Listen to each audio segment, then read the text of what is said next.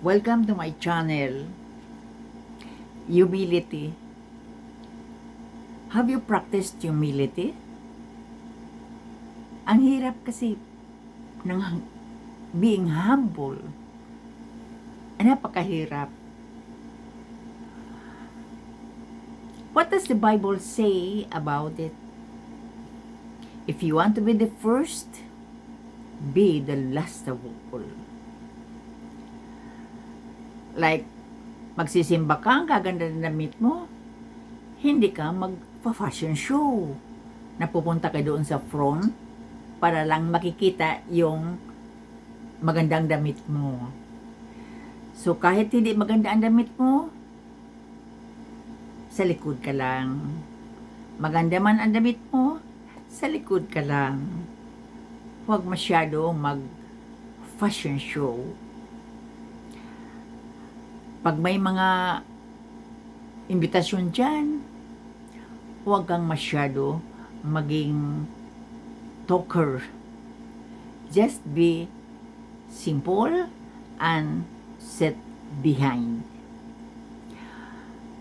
I tried to be humble.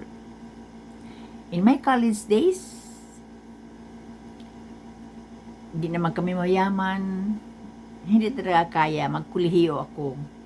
So, ang ginawa ng tito ko, pay now, study now, pay later in one of the colleges in our province. So, I studied in college, taking a Bachelor of Science in Education. Ang mga damit ko noon ay mga relief goods. Sa school, parati ako sa huli. Kasi nahihiya ako sa pandadamit ko. At saka mahihiyain talaga ako. So, hindi naman ako matalino. Tamang-tama lang. So, pag may mga okasyon, sa likod lang ako talaga. Hindi naman ako part ng mga program. So, sa back lang ako. Pag mayroon kaming mga outing or what, mag-isa lang ako. Yung iba, may mga chaperone. Ako mag-isa lang. Pagkain, mga kasamahan ko, ang sasarap ng pagkain, ako, simple lang, kanin at saka yung sap-sap nilalagay ko sa kanin. Nagtatago ako pag mayroon akong manliligaw. Pero hindi naman ako lumalapit sa kanila kasi nag-aaral pa nga ako. Of course, normal, may mga crushes, but I did not show this to them. Tinatago ko lang.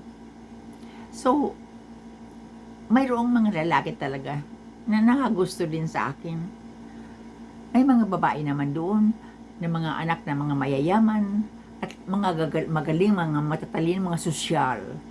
Gustong-gusto nila yung mga lalaki na gustong manliligaw sa akin. So, ako, nagtatago ako. Doon lang ako sa gilid. Ayoko makipaghalubiro sa kanila. So, I was trying to be humble. Damit ko hindi maganda, sila ang gaganda ng mga damit nila. Tapos sa mga school supplies minsan ay talagang minsan nabibehind ako.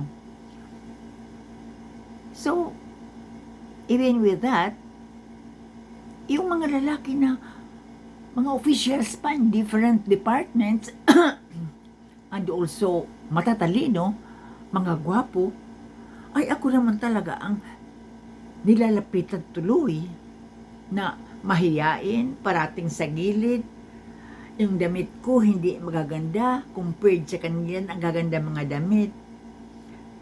I would not try to be I will not be mingling with them.